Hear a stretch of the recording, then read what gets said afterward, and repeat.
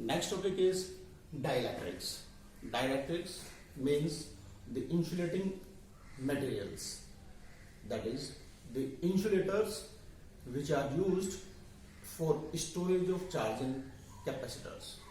Actually, these are the insulating materials with large dielectric constant, because capacitance of a capacitor directly depends upon the dielectric constant of material between its plates. Hence, large will be the dielectric constant of the dielectric, more will be the capacitance of capacitor if that dielectric will be filled between its plates. As every substance is made up of atoms or molecules, the dielectrics will also be made up of atoms or molecules. In atoms, positive charge is lying within the nucleus, while around the nucleus are revolving electrons. Hence, the atom or molecule will always be having positive charge within the nucleus due to the protons, while negative charge due to the electrons revolving around the nucleus. Now, these positive and negative charges may have either their centers coinciding with each other or their centers separated by a certain distance. Depending upon whether the centers of positive and negative charges in the molecules of dielectric are coinciding with each other or they are separated by a certain distance, dielectrics will be of two types. First, the polar dielectrics. Polar dielectrics means the dielectrics whose molecules are a complete electric dipole in themselves. We know that the total positive charge on molecule will be equal to total negative charge. It means two equal and opposite charges in the form of centers of positive and negative charges will get separated by a certain distance to form electric dipole. Thus, the dielectric in whose molecules centers of positive and negative charges will remain separated by a certain distance will be the polar dielectrics. Say the examples are water, HCl, carbon monoxide CO, N2O, NH3, that is ammonia, etc. Say we want to find out the arrangement of atoms in HCl, then in HCl hydrogen ion remains separated from chlorine ion by a certain distance, forming an electric dipole. In the same way, if we want to see the arrangement of atoms in H2O, then one oxygen atom remain associated with two hydrogen atoms. Say this is the oxygen atom and it will be negatively charged and these two will be positively charged. So it means in H2O, oxygen atom will be negatively charged and hydrogen atoms will be positively charged. So here dipole moment will be like this, from negative to positive charge. Say this dipole moment is P1, this dipole moment is P2, then by parallelogram law of vector addition, net dipole moment P due to water molecule will be the resultant of P1 and P2. Now, the second type of dielectrics are non-polar dielectrics.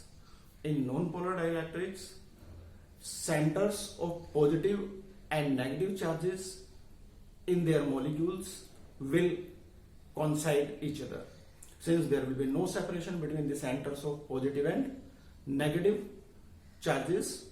In the molecules of non-polar dielectrics, their molecules will show no electric dipole moment. It means molecules of non-polar dielectrics will have no electric dipole moment in normal state. Examples of non-polar dielectrics like hydrogen, nitrogen, oxygen, carbon dioxide, etc. Now we will understand the behavior of a dielectric in an external electric field. We know that a uniform electric field is produced by two equally and oppositely charged thin metal sheets. So we are taking two metal sheets, 1 and 2.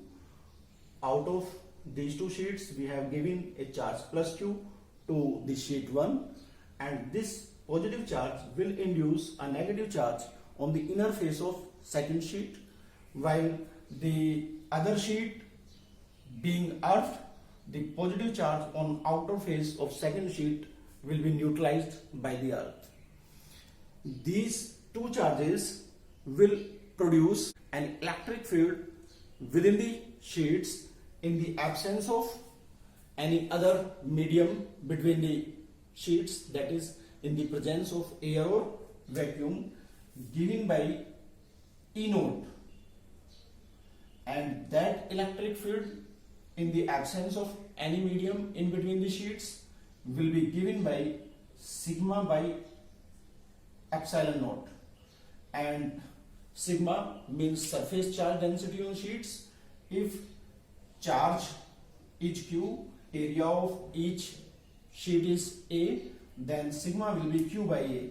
So this electric field within the sheets in the absence of any medium in between them will be Q upon epsilon naught A. Now in this electric field E naught we will place a dielectric slab. When a dielectric will be introduced between the plates of a capacitor, or you may say when a dielectric will be placed between the two sheets producing a uniform electric field, then whether the dielectric is polar or non-polar, it will get polarized. Now say the dielectric is non-polar, it means in its molecules centers of positive and negative charges are coinciding each other. When such a dielectric is placed in uniform electric field, then electric field exerts force on centers of positive and negative charges present in it. Force on center of positive charge will be exerted by electric field in its own direction, and this electric field E naught will be directed from positively charged plate to negatively charged plate. So the center of positive charge within the molecule will experience a force towards negatively charged plate. So center of positive charge will get displaced due to that force along the direction of field, while center of negative charge will experience a force towards positively charged plate, that is against the direction of applied field. Hence, due to these forces, the centers of positive and negative charges will get displaced by a certain amount. Thus, the molecule will get polarized because it will attain some electric dipole moment. Same will happen to all the molecules present within the dielectric, and due to this, the left face of dielectric, that is the face of dielectric closer to positively charged plate, will attain a negative charge due to electrostatic induction, while the face closer to negatively charged sheet will attain a positive charge due to electrostatic induction. It means the charges will get induced on the faces of dielectric. say these induced charges are Qi, then we know that induced charge is always related to inducing charge by the relation Qi is equal to Q into 1 minus 1 by K. It was about the behavior of non-polar dielectric in external electric field. But if the dielectric is polar, it means if each of its molecule is a complete electric dipole, then as soon as this dielectric, which is polar this time, will be placed within the external electric field E naught, each of its molecular electric dipole will experience a torque due to this electric field, and torque due to electric field on electric dipole having dipole moment P is given by Pe sin theta. This torque always have a tendency to align the dipole in its own direction. Hence, the electric field E naught will exert torque on each molecule of a polar dielectric to align it in its own direction. And when all electric dipoles of polar dielectric will get aligned in the direction of applied field, this alignment will depend upon the strength of external field. If external field will be strong enough, then that will align all the molecular magnets in its own direction. Because in this condition, the electric dipole moment of each molecular dipole will be from negative to positive, means from positively charged plate to negatively charged plate, that is in the direction of applied field. So all molecular dipoles present in polar dielectric will get aligned in the direction of applied field partially or completely depending upon the strength of applied field. But when the strength of applied field will be strong enough, then all the molecular magnets present in polar dielectric will get aligned in the direction of applied field. Hence, we will say that the dielectric has attained the saturation for its dielectric polarization. Now, dielectric polarization is the process in which a dielectric placed in external electric field attains electric dipole moment.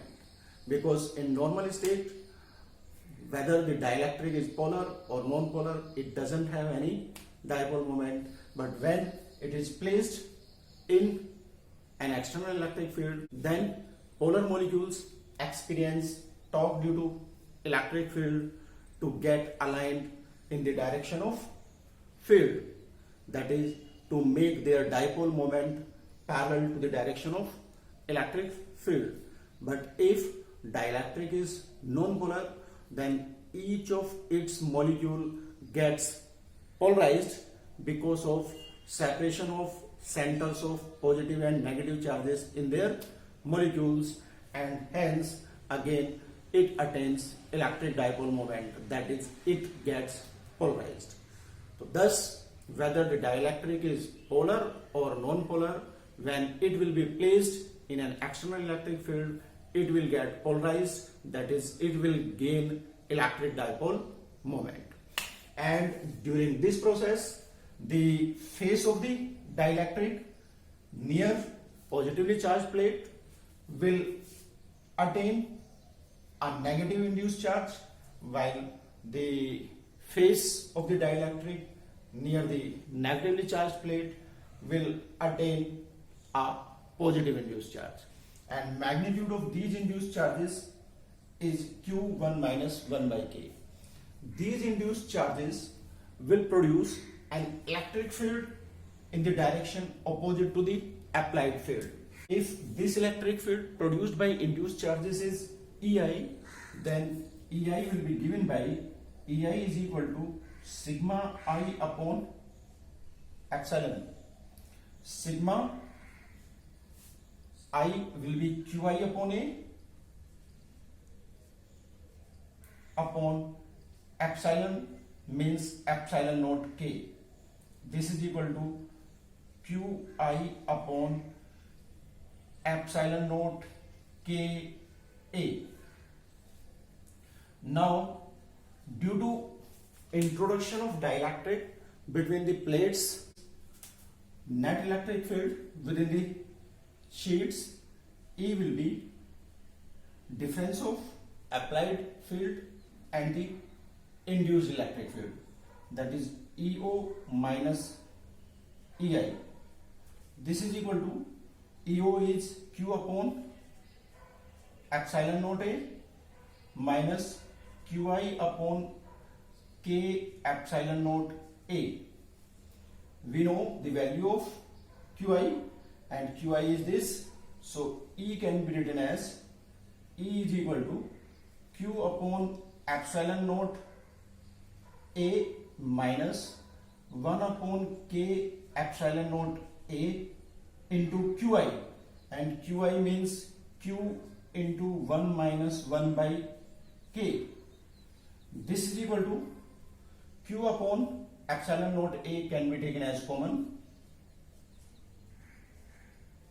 and we will be left 1 minus 1 plus 1 by K, and this implies E is equal to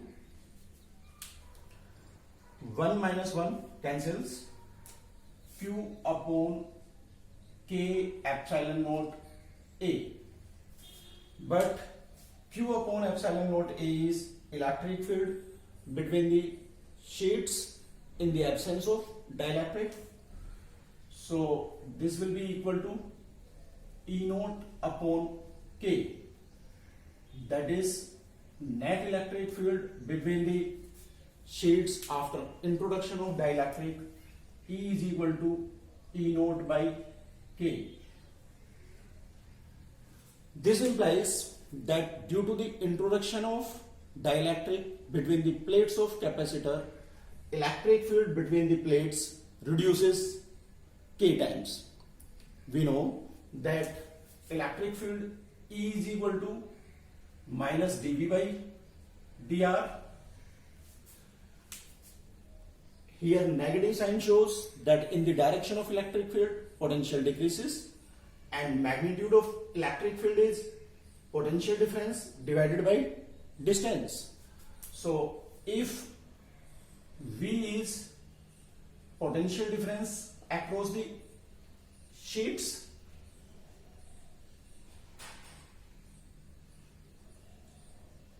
then potential difference in the absence of dielectric, that is V naught, will be electric field into distance, that is E naught into D, or we may say E naught is equal to V naught by D. While potential difference across plates in presence of dielectric, V is equal to net electric field into separation between the sheets. Net electric field this time is E naught by K. This implies E is equal to V upon D, and we know that E is E naught by K, so this implies E naught by K is equal to V upon D, and this implies V is equal to E naught D upon K. This implies net potential difference across the plates of capacitor, V will be E naught into D, V naught by K. It shows that introduction of dielectric between the plates of a capacitor will decrease the electric field between the plates by k times, and hence will decrease the potential difference across the plates k times.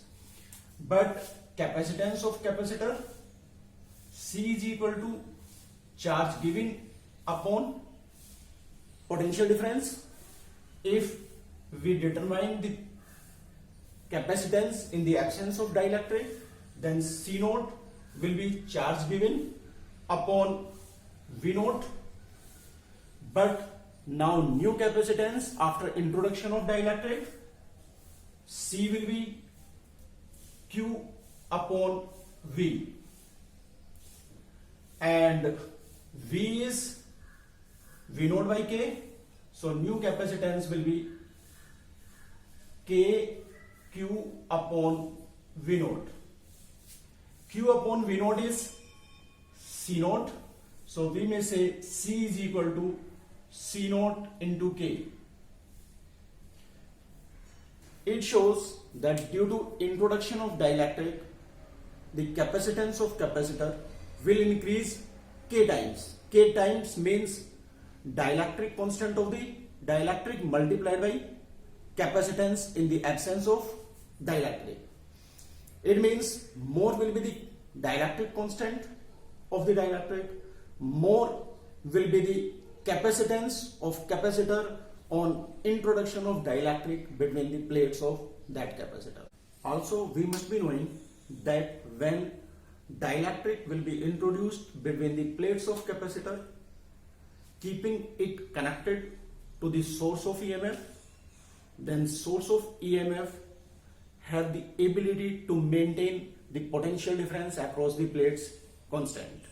It means the potential difference across the plates will not change, that will remain same. Hence, what will change? The change will be in the charge drawn by capacitor from the source. Now, the charge drawn by the capacitor from the source will increase k times to increase the capacitance of capacitor k times. But if we will introduce dielectric between the plates of capacitor after disconnecting it from the source, then the charge on the plates of capacitor will remain the same, while the potential difference across its plates will reduce k times because of k times reduction in electric field between the plates. Hence, the capacitance will increase k times of that in the absence of dielectric. It means whether dielectric is introduced between the plates of capacitor in the presence of source connected to the capacitor or in the absence of source, the capacitance of capacitor due to introduction of dielectric will increase k times. From this study of behavior of dielectric in an external electric field, we can define polarization of dielectric or dielectric polarization. It is the process in which a dielectric placed in an external electric field attains electric dipole moment. Now, the second thing is dielectric strength.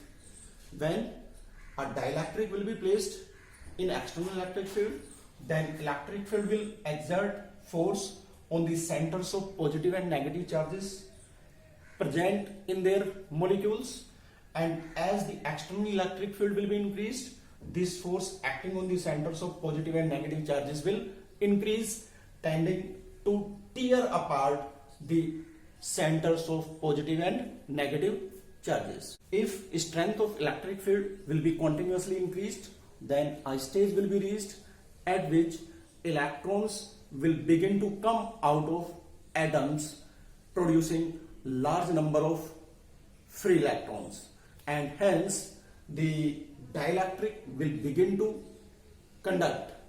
This process will be called electric breakdown of dielectric, and the maximum electric field that can be applied to dielectric without its electric breakdown is called dielectric strength of the dielectric. Thus, dielectric strength of dielectric is the maximum electric field that can be applied to the dielectric without its electric breakdown. Now, the next thing, we can determine the dielectric constant for a conductor. For a conductor, the charge always resides only on its outer surface. So, electric field within a conductor will always be zero, because the induced charges and inducing charges both will be equal in magnitude. Hence, net electric field, which is equal to the difference of applied field and induced field, will become zero, because applied field and induced field both will be equal in magnitude. Hence, the electric field E within the conductor being zero, the dielectric constant of conductor K, which is equal to the ratio of applied electric field to the net electric field within the material, will be E naught upon 0, because net electric field within a conductor will always be 0. So dielectric constant of a conductor will always be infinite.